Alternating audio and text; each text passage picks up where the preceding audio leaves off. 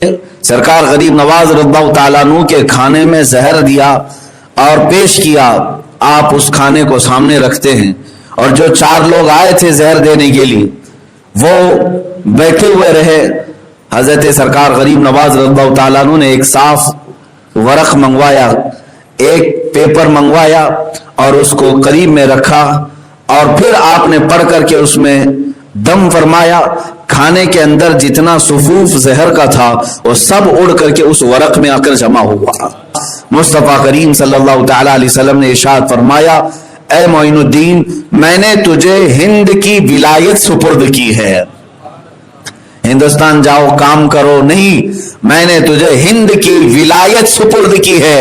ولایت کا ایک معنی اللہ رب العزت کی دوستی ہے، ولایت کا ایک معنی، اور ایک ہے ولایت کا معنی حکومت، ایک ہے معنی حکومت۔ جیسے والی ہندوستان اورنگزیب عالمگیر کہا جاتا ہے، یعنی ہندوستان کا والی، ولایت کا جو رکھنے والا ہے۔ ولایت ایک معنی میں حکومت کا ہے اور ایک معنی اللہ رب العزت کی دوستی کا ہے۔ تو حضور اکرم صلی اللہ تعالی علیہ وسلم کی طرف سے جب یہ اعلان ہوا کہ اے معین الدین، میں نے تجھے ہند کی ولایت عطا کی، تو بزرگوں نے فرمایا اس میں دونوں معنی آ گئے، اللہ رب العزت کی ولایت بھی اور پورے ہندوستان کی حکومت و ولایت بھی آپ کو عطا کی گئی۔ اور جو رسول پاک کی زبان سے نکلا وہ ولایت چند سال کے لیے نہیں ہوتی، اسی لیے ہم دیکھ رہے ہیں 800 سال گزر گئے، اب بھی وہ ولایت باقی ہے، آج بھی وہ ولایت باقی ہے۔ مجھے بتاؤ، اجمیر معلیٰ کشاں چلے جاتے ہیں عرس غریب نواز کے موقع پر، یہ وہ لوگ ہیں جنہوں نے کبھی غریب نواز کو دیکھا ہی نہیں۔ کون ہے ہم میں سے دیکھا ہوا؟ نہ قریب کے باپ دادوں نے دیکھا، پھر بھی وہ عقیدت و محبت کہ وہاں جان نچھاور کرنے کے لیے حاضر ہیں، راستہ بھر تکلیفیں اٹھا کر کے بھی اجمیر معلیٰ پہنچتے ہیں، جس طرح سے بھی چاہے ایک جم غفیر عرس غریب نواز میں حاضر ہوتا ہے۔ میرے عزیزو، یہی ولایت ہند ہے جو سرکار عالم صلی اللہ علیہ وسلم کی طرف سے غریب نواز کو عطا کی گئی، اور وہ ہے حکومت سروں پر نہیں بلکہ دلوں پر ان کی قائم ہے۔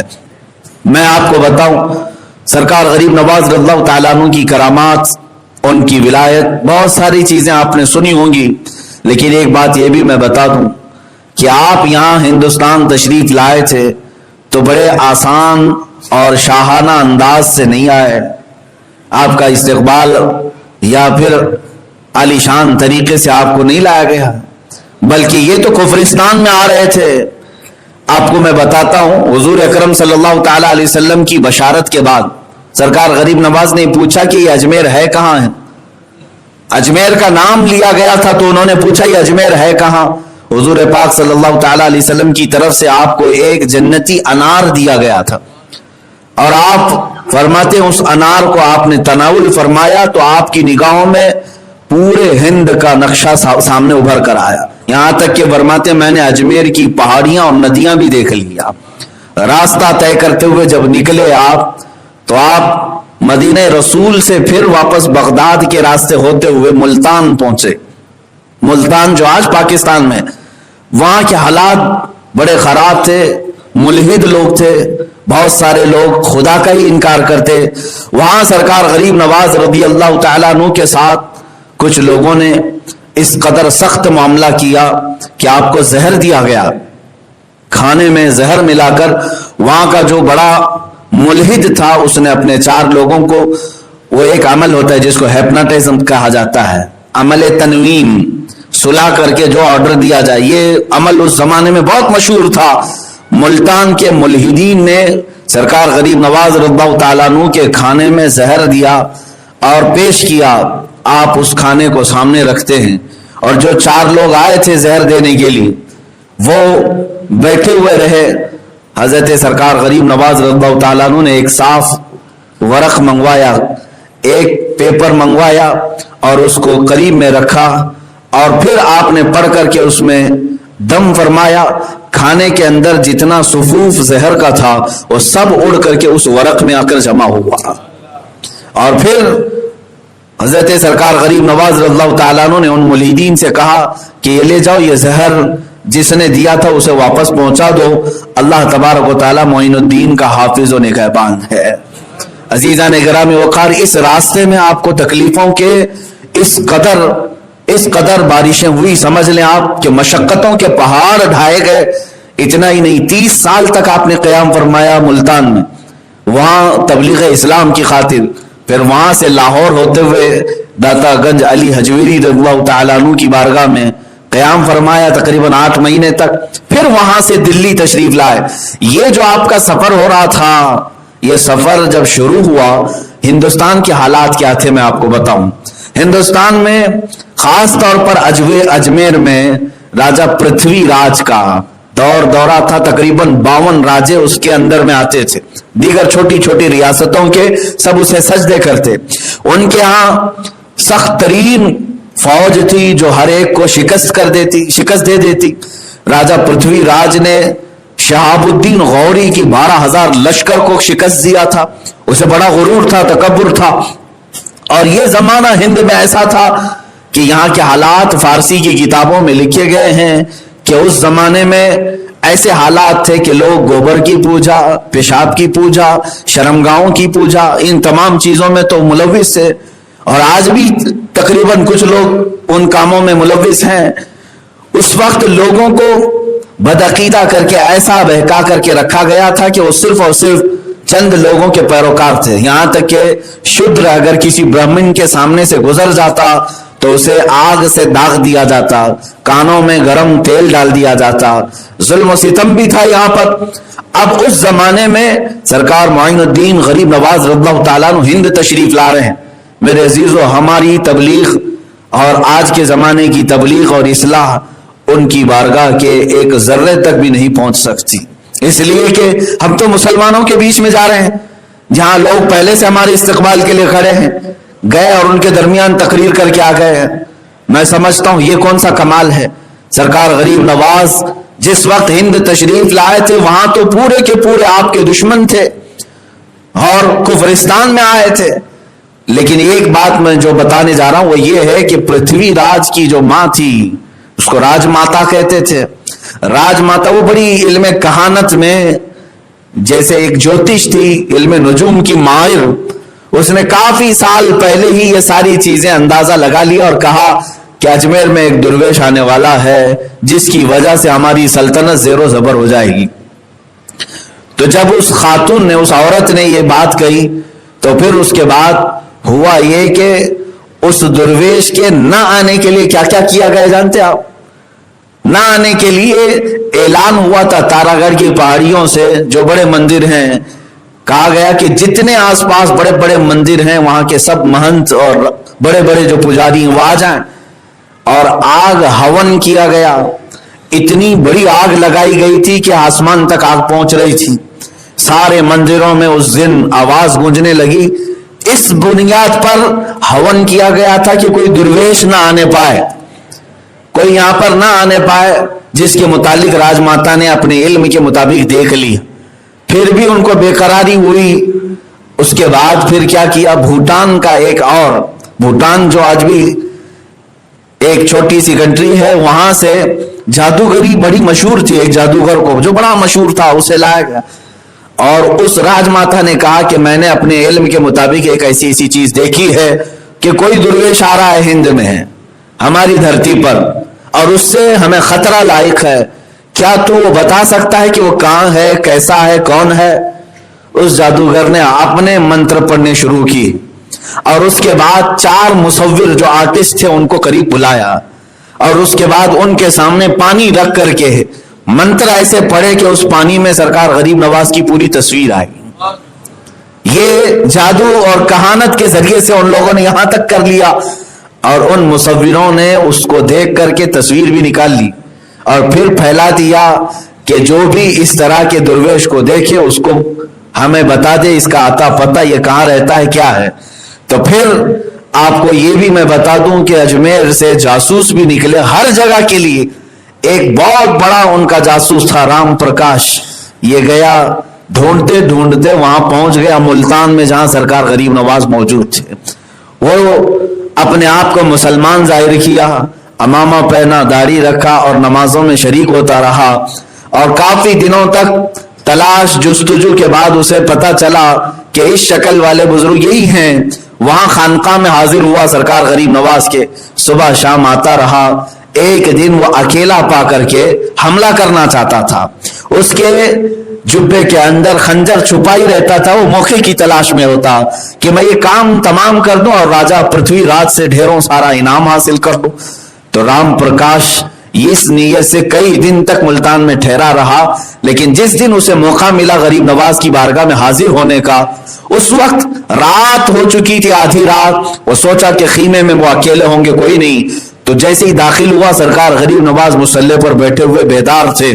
آتے ہی وہ بڑی داڑھی والا, بڑے امامے والا قدم بوسی کرتے ہوئے آیا.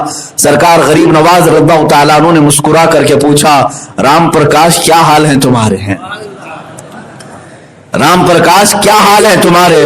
اس کے ہاتھ پیر میں کپ کپی طاری ہو گئی. اور سرکار غریب نواز نے فرمایا, تقریباً 12 دن ہو گئے تمہیں یہاں آئے اور اب تک تم نے ملاقات نہیں کی. اور اس کے بعد جملوں پر جملے سرکار غریب نواز کے جب پڑھتے رہے, آخر میں آپ نے فرمایا, اچھا چلو کپ کپی چھوڑ دو, جس کام کے لیے آئے وہ کام تو پورا کر دو.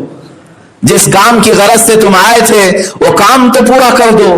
جبے سے اس نے اپنا خنجر نکالا اور قدموں پر رکھا اور کہا, میں نے بڑی زندگی جادو کہانت جوتشوں کے ساتھ گزاری, مگر یہ جمال غریب نواز کا آج تک میں نے کبھی نہیں دیکھا, جس کا دل بھی حسین ہو اور چہرہ بھی حسین ہو. سرکار غریب نواز رضی اللہ تعالیٰ عنہ کی قدموں پر گر کر وہ اسلام میں داخل ہوا.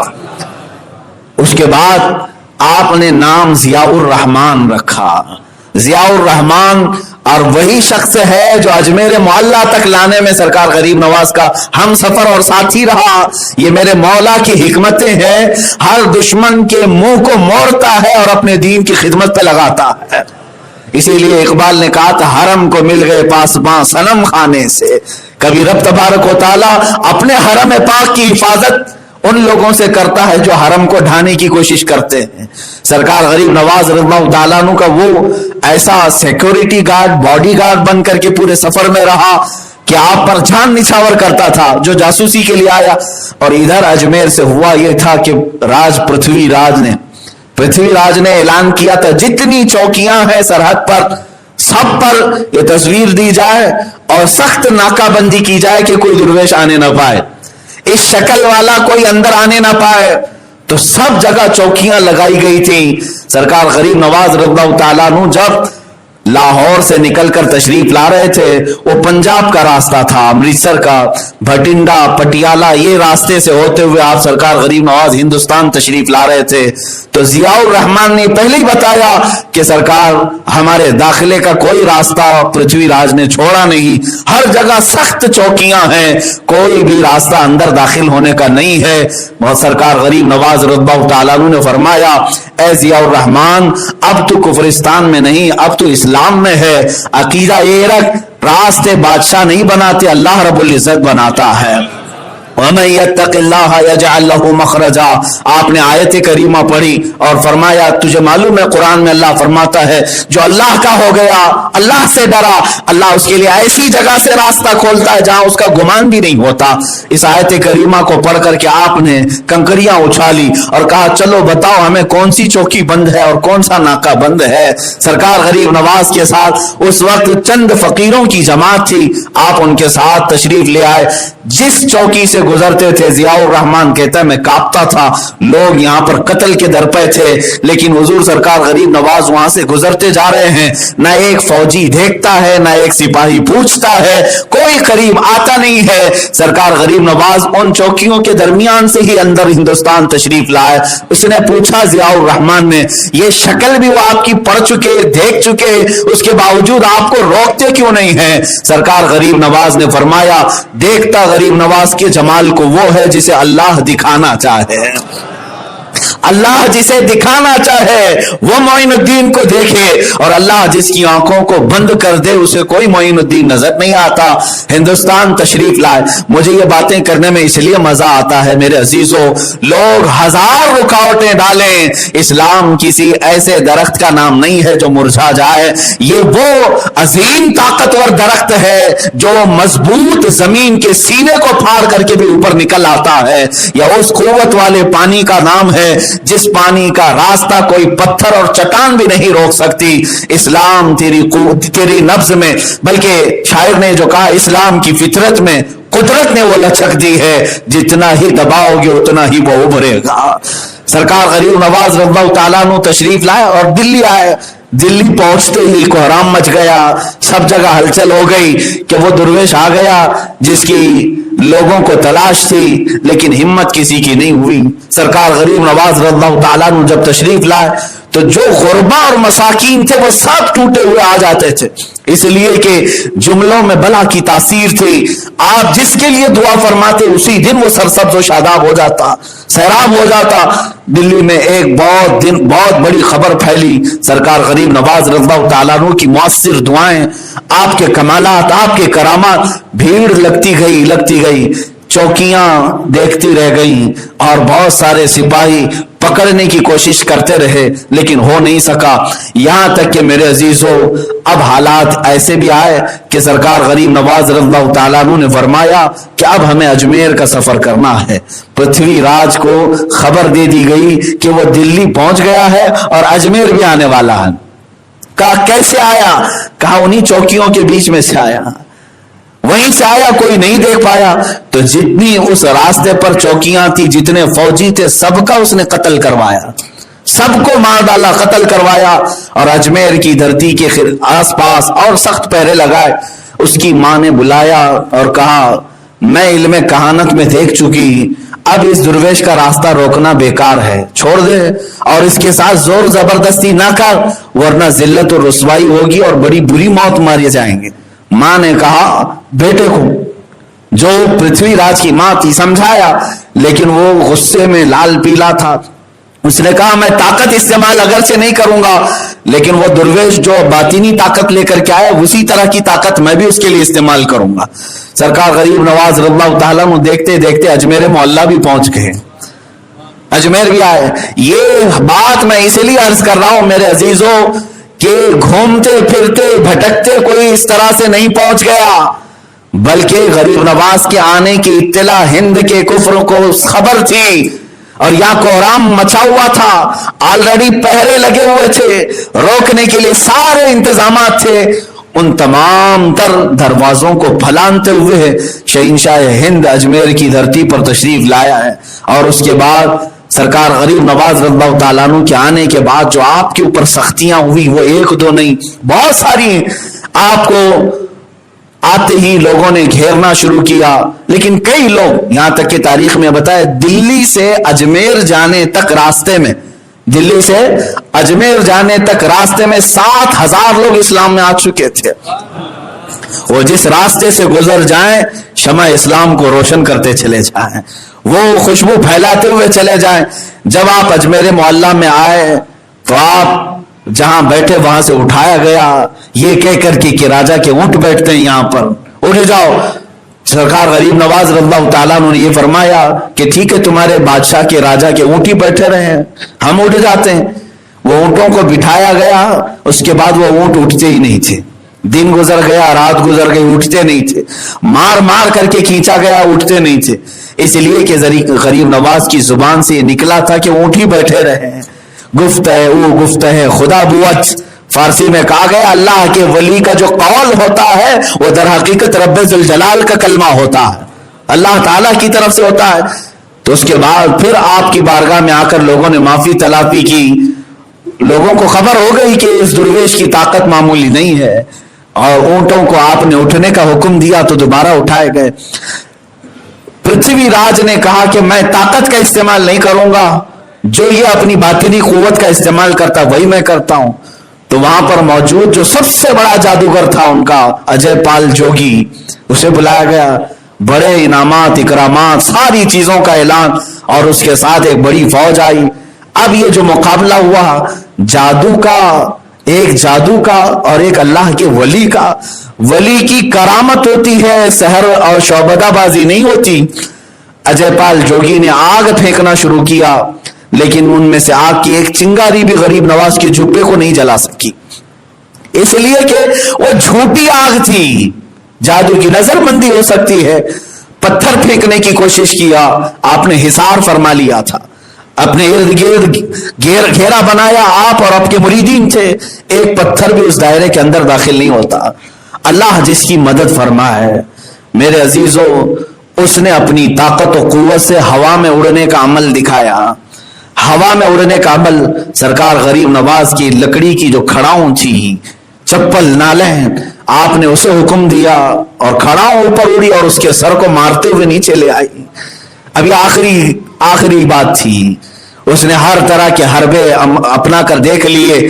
اس کے بعد اسے پتہ چل گیا جادو کا مقابلہ جب جادو سے ہوتا ہے تو ایک سے بڑھ کر ایک جادو دکھائے جا سکتے ہیں، لیکن یہاں جادو کا مقابلہ جادو سے نہیں اللہ کے ولی سے ہے، اور کرامتیں ہیں جادو کو تو تہس نہس کر دیتی ہیں۔ اجے پال جوگی تھک ہار کر کے کہا، میں ہند کا سب سے بڑا جادوگر ہونے کا فخر رکھتا تھا، مگر تمہارے جیسی طاقت میں نے آج تک نہیں دیکھی، اور سب کے سامنے تمہاری چپلوں نے مجھے نیچے اتارا ہے، تو پھر اگر غریب نواز کا ہاتھ پڑے تو پتہ نہیں کہاں تک چلے جائے، پیر پڑے تو پتہ نہیں تحت الثری میں پہنچ جائے۔ اس نے اسی وقت سرکار غریب نواز رضی اللہ تعالیٰ عنہ کی بارگاہ میں شرف اسلام سے وابستہ ہوا اور بیعت بھی کیا۔ آپ نے اس کا نام عبداللہ بھی رکھا۔ سرکار غریب نواز رضی اللہ تعالیٰ عنہ کے مقابل میں جو آئے اور وہ سب دائرہ اسلام میں داخل ہوتے رہے۔ ان تمام واقعات سے مجھے ایک بات سمجھ میں آتی ہے، عطائے رسول کا لقب بالکل پرفیکٹ ہے سرکار غریب نواز کی شان کے لیے، اس لیے کہ میرے آقا صلی اللہ تعالیٰ علیہ وسلم کی آل میں سے بھی ہیں، اولاد میں سے بھی ہیں، اور عالم ہونے کے اعتبار سے نائب رسول بھی ہیں۔ حضور اکرم صلی اللہ تعالیٰ علیہ وسلم کے پاس جس طرح دشمن آتے مارنے کے لیے، قتل کرنے کے لیے، لیکن اخلاق رسول دیکھ کر وہ متاثر ہو جاتے، اسلام میں آتے۔ اللہ کے نبی صلی اللہ تعالیٰ علیہ وسلم نے اپنی یہ عطا غریب نواز کو بھی عطا کی تھی، جو بھی دشمن آتا تھا وہ آپ کا مرید بھی ہو جاتا، یہاں تک کہ عورتیں بھی آئیں بہکانے کے لیے غریب نواز رضی اللہ تعالیٰ عنہ کی بارگاہ میں، کئی دن تک آتی رہی۔ سرکار غریب نواز رضی اللہ تعالیٰ عنہ نے انہیں بھی اسلام میں داخل کیا۔ سب وہاں کے انا ساگر کا پانی بند کیا گیا، راستے روکے گئے۔ یہ ساری تکلیفیں جو میں نے عرض کیا اسلام کی شوکت کو روکنے کے لیے، اسلام کی بڑھتی ہوئی توانائی اور قوت کو روکنے کے لیے۔ اے مسلمانوں، اگر آج آپ کو ایسا لگتا ہے کہ کوئی دوسرا پرتھوی راج ہماری مسجدوں کو روکتا ہے یا ہمارے مساجد اور منابر اور معابد کے لیے روڑے اٹکاتا ہے، تو ڈرنے کی بات نہیں۔ جو غریب نواز کی قوم ہند میں آباد ہے، انشاءاللہ العزیز، جیسے اجمیر معلیٰ میں میرے مولا نے مدد فرمائی تھی، ہند کے غریب نواز کے مریدین کی آج بھی مولا ویسی مدد نازل فرمائے گا۔ شرط یہ ہے کہ یہ ہندی مسلمان سرکار غریب نواز کے مشن پر تو آ جائیں، آپ اپنے مشن پر آ جائیں، آپ اپنی توانائی اور قوت یہاں پر دنیا حاصل کرنے کے لیے، عیاشی کے لیے نہ لگاؤ۔ اے جوانوں، اے نوجوانوں، تمہیں تو ایک کوئی حسن والی پری دکھا دی جائے، ایمان خراب ہو جائے، لوگ دولت دکھا دیں تو تم اپنا سارا منصب چھوڑ کر ادھر چلے جاؤ۔ ایک بات یاد رکھ لینا کہ آپ سرکار غریب نواز کے عاشق ہو اور ان کے سچے پیروکار ہو تو تمہیں ایک بات کا ہمیشہ خیال رکھنا ہوگا کہ دنیا مجھے حسن دکھائے گی، جمال دکھائے گی یا مال و دولت دکھائے گی، لیکن میرا عقیدہ یہ ہے جو جان مانگو تو جان دے دو، جو مال مانگو تو مال دے دو، مگر یہ ہم سے کبھی نہ ہوگا نبی کا جاہو جلال دے دو۔ اس عقیدے کے ساتھ اگر جیتا رہا مسلمان تو میں سمجھتا ہوں تمہیں کیا، تمہاری جوتیوں کو بھی خریدنے کی کسی کے اندر طاقت نہیں ہوگی، کوئی نہیں خرید سکے گا۔ سرکار غریب نواز رضی اللہ تعالیٰ عنہ کی بارگاہ میں ہم آج عقیدت مندانہ طریقے سے خراج عقیدت پیش کرتے ہیں۔ آج چھٹی شریف ہے، عرس غریب نواز ہے۔ اجمیر معلیٰ میں ایک سماں ودا ہوگا، نورانی برکھا برس رہی ہوگی، آپ کی تربت انور پر اللہ کی ہزاروں رحمتیں نازل ہو رہی ہوں گی، اس لیے کہ وہ سلطان الاولیاء ہیں۔ اور جب آپ کا عرس مبارک ہوتا ہے، اولیاء کاملین نے یہ لکھا ہے، ہند کے سارے اولیاء کرام سرکار غریب نواز کے دربار پر حاضری دیتے ہیں اور وہاں موجود ہوتے ہیں۔ وہ کیسا سماں ہوگا جب سرکار غریب نواز دولہے کی شکل میں مظہری پر آرام فرما ہو اور آپ کے کسی جانب بختیار کاکی ہوں، کہیں نظام الدین اولیاء ہوں، صابر کلیری ہوں، فرید الدین گنج شکر ہوں، اور اولیاء کاملین کی ایک بڑی جماعت آپ کے پاس موجود ہو. اگرچہ ہم اجمیر نہیں پہنچ سکے لیکن ہمارے دل آج بھی اجمیر معلیٰ میں ہیں. ہماری روحیں تربت غریب نواز کے بوسے لینے کے لیے بے قرار ہے. عزیزان گرامی وقار، وہ سرکار غریب نواز ہے جن کا نام لوگ کم جانتے ہیں. نام آپ کو معلوم ہے؟ سرکار غریب نواز رضی اللہ تعالیٰ عنہ کا نام حسن ہے. حسن نام سے بہت کم